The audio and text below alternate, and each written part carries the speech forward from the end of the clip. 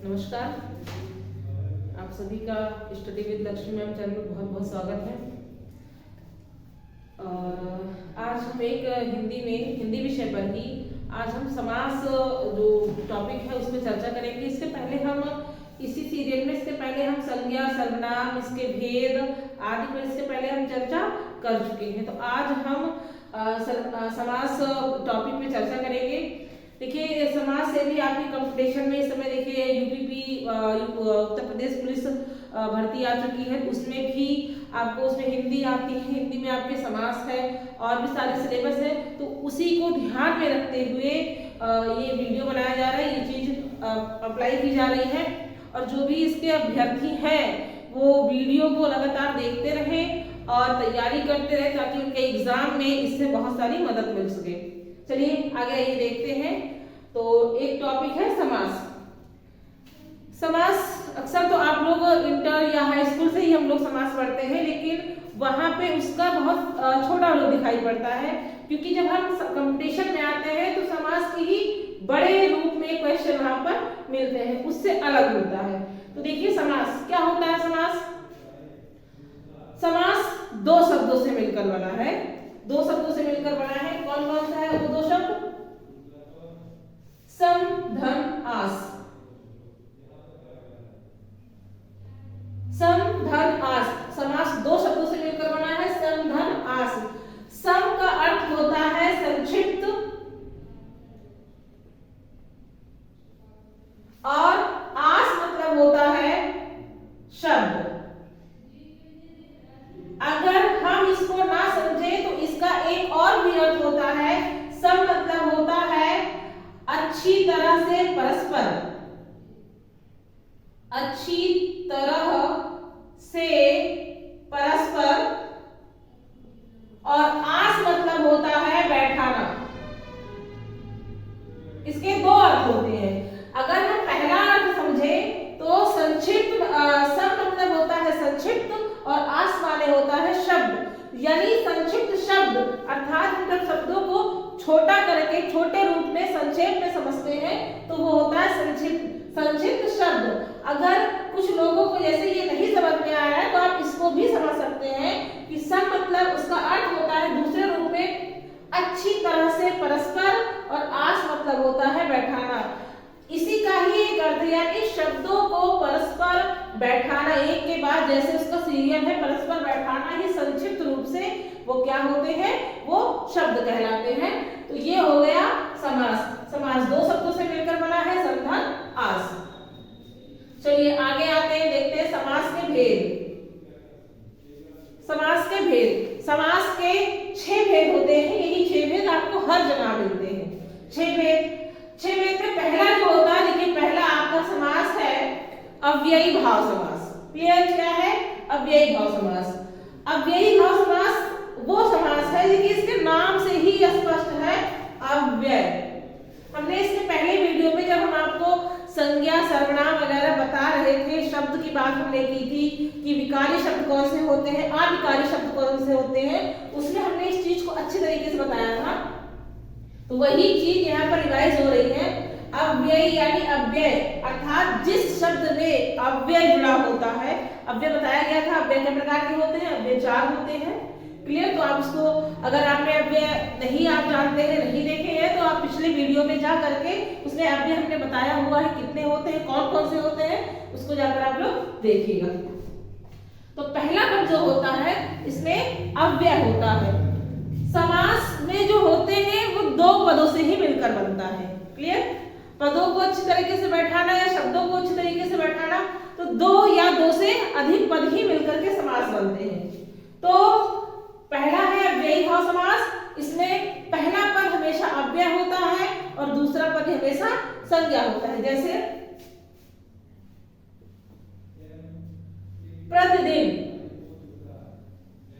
प्रतिदिन। अब इसमें आपका प्रति जो है वो उपसर्ग है और दिन जो है वो संज्ञा है। प्रतिदिन अर्थात अव्ययी भाव समास। अगर हम इसका विग्रह करते हैं तो प्रत्येक दिन भी होता है, दिनम दिनम प्रति भी इसको कहते हैं।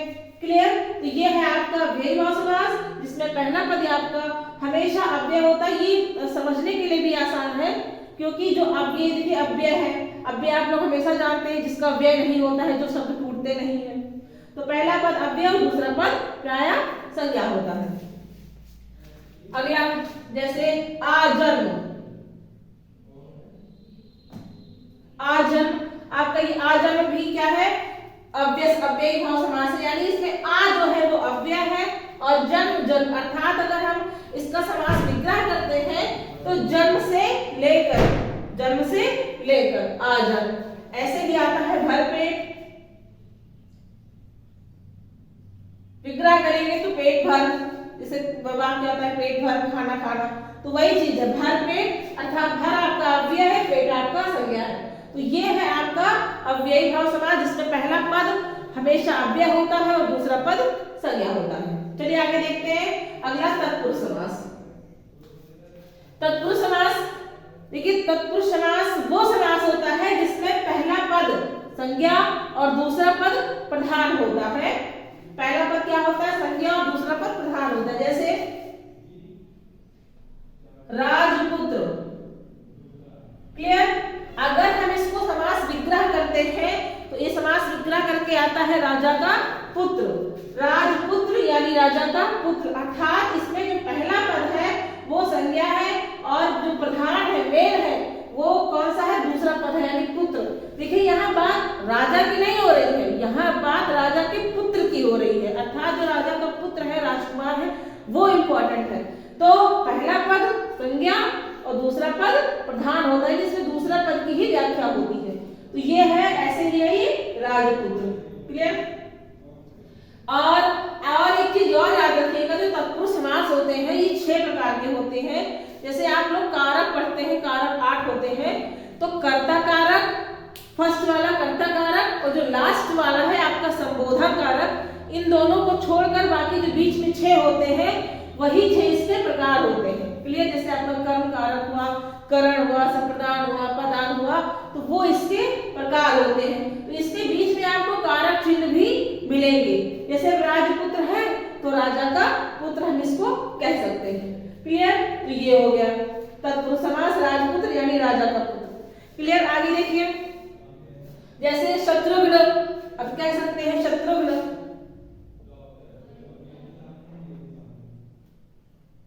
अर्थात शत्रु को मारने वाला। अब देखिए इसमें को, अभी यहाँ आपको का मिला था, अब यहाँ मिला को, शत्रु को मारने वाला, यानी एक कारक चिन्ह जरूर मिलता है क्योंकि कारक ही इसके प्रकार होते हैं, क्लियर। तो ये हो गया आपका तत्पुरुष। नेक्स्ट आता है आपका कर्मधारय समास।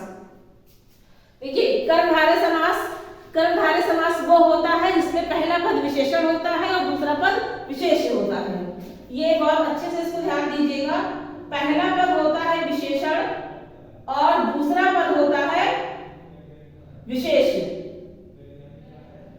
विशेषण क्या होता है, विशेषण वो शब्द होते हैं जो विशेषता बताते हैं। जैसे विशेषण की आप लोग परिभाषा भी जानते हैं, तो विशेषण वो शब्द होते हैं जो विशेषता बताते हैं, और विशेष वो होता है जिसकी विशेषता बताई जाती है। दूसरे शब्दों में हम इनको ये भी कहते हैं कि उपमान, विशेषण को ही उपमान कहते हैं, और ये होता है उपमेय, अर्थात जिसकी विशेषता बताई जाए वो विशेषण या उपमान होते हैं, और जो शब्द विशेषता बताते हैं वो विशेषण या उपमान होते हैं, लेकिन जिस शब्द की विशेषता बताई जाती है वो विशेष या उपमेय होते हैं। इसलिए इसमें पहला पद विशेषण, दूसरा विशेष्य होता है। हम ये भी कह सकते हैं कि दूसरा पद यहाँ पे संज्ञा होता है, क्योंकि विशेषता जो है वो संज्ञा या सर्वनाम की ही बताई जाती है।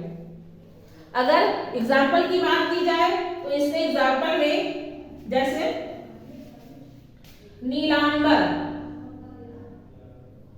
नीलांबर, हम इसकी जब समास विग्रह करते हैं नीलांबर का, तो नीला है जो अंबर, अर्थात अगर हम इसकी व्याख्या करें, समास विग्रह करें या इसको हम अलग करें, नीला प्लस अंबर, ये तो एक अलग करने का तरीका है, ये समास विग्रह नहीं है। समास विग्रह है नीला है जो अंबर।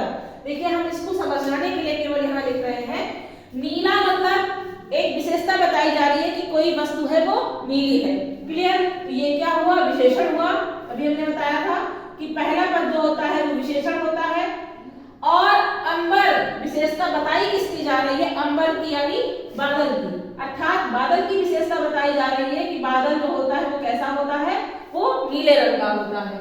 तो कंफर्म हो गया, विशेषण और विशेष अर्थात नीलांबर। क्लियर?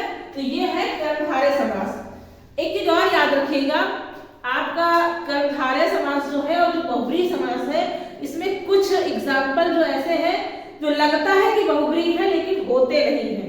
क्लियर? याद रखिएगा, क्योंकि बहुब्रीहि में जो होता है उसमें तीसरा अर्थ निकलता है, अगर तीसरा अर्थ निकला तो वो बहुब्रीहि है, नहीं तो वो आपका कर्मधारय है। कुछ एग्जाम्पल है दोनों में ही आते हैं, जैसे आप करते हैं नीलकंठ,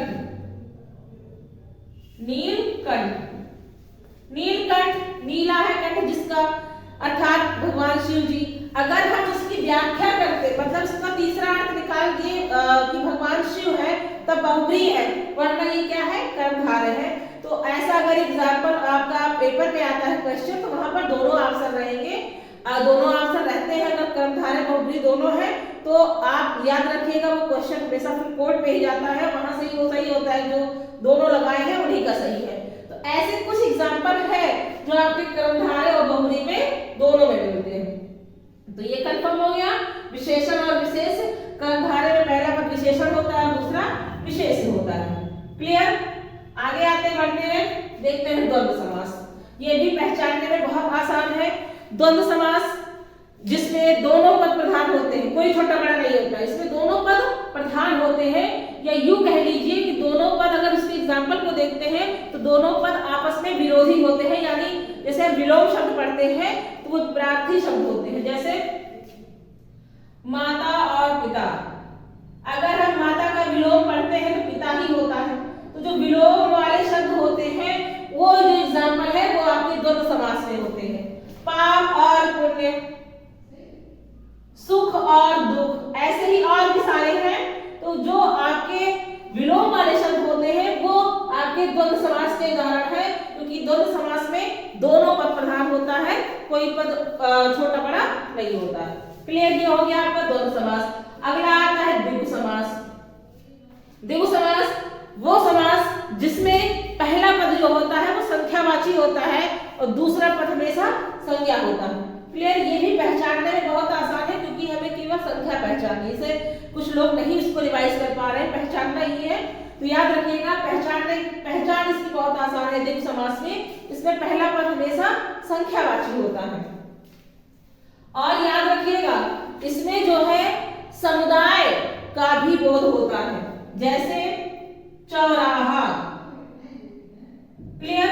चौराहा कौन सा समास है? तो चौराहा द्विगु समास है।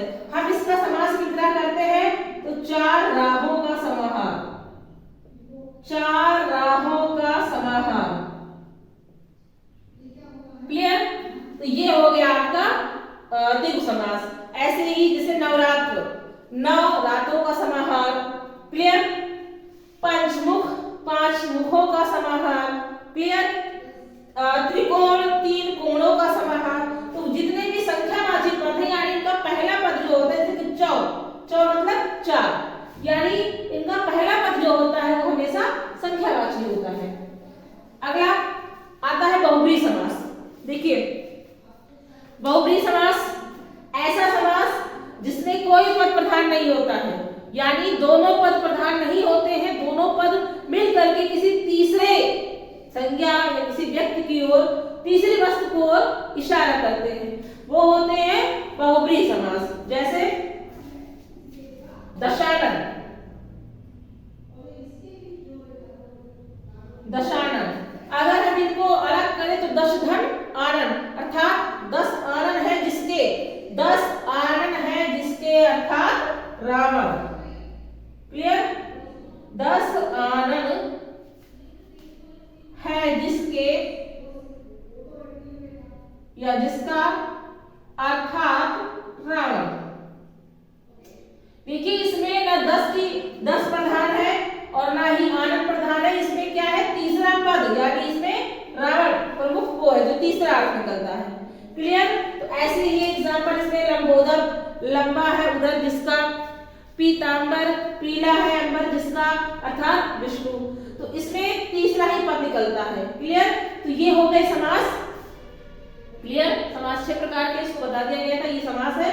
अब आप इन लोगों इसको पढ़िएगा, इसका अध्ययन करिएगा, इसमें जो भी चीज आपको समझ में नहीं आएगी आप कमेंट बॉक्स में जाकर के इसको पूछ सकते हैं। बहुत बहुत धन्यवाद।